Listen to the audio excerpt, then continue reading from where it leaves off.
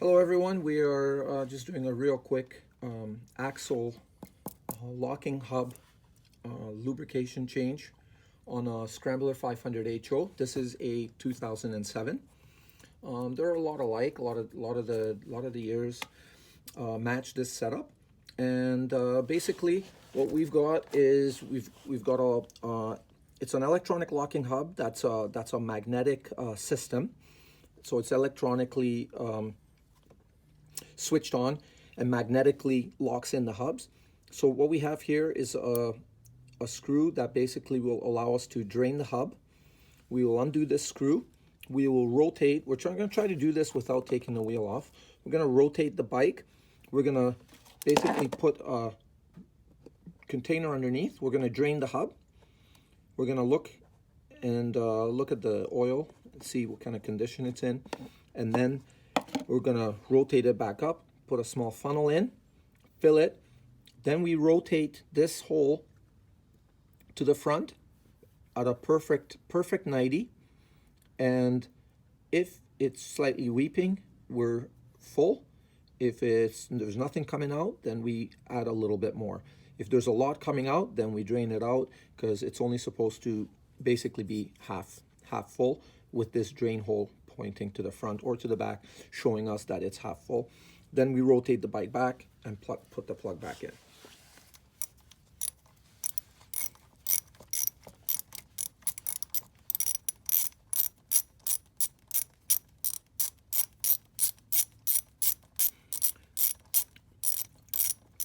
This is a Torx screw that's in there, and it's a Torx 30. So it's a 30 Torx head on a 1/4-inch ratchet drive. That's what we're using.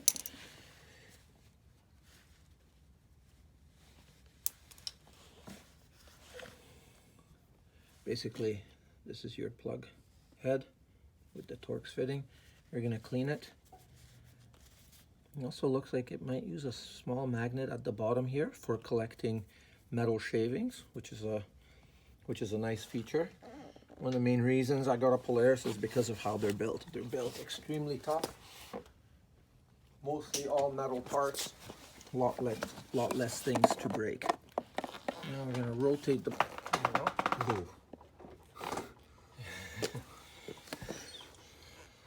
That probably looks like it's in need of changing.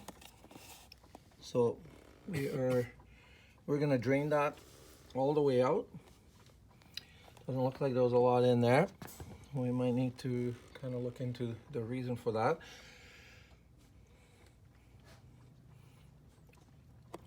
This particular hub was sometimes locking up on us a little bit, and was taking some time to unlock the 4-wheel drive, and then it would try to pull hard to the right, because you're trying to go into 2-wheel mode with this one not quite releasing.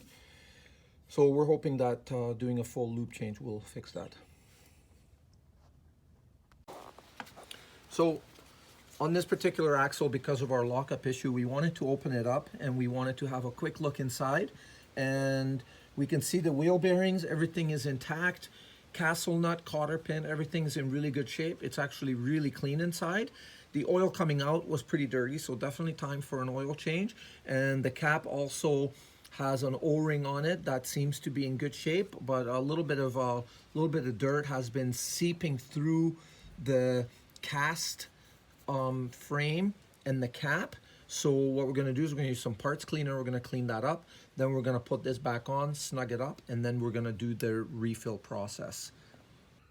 So that right there is 55 mil in 5 mil increments.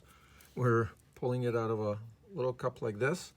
This seems to be kind of the most efficient way without having to take the rim off and finding a small enough funnel to fit that hole. Now we're gonna roll it back and see if when rolled back, if the drain hole is halfway, if it's going to leak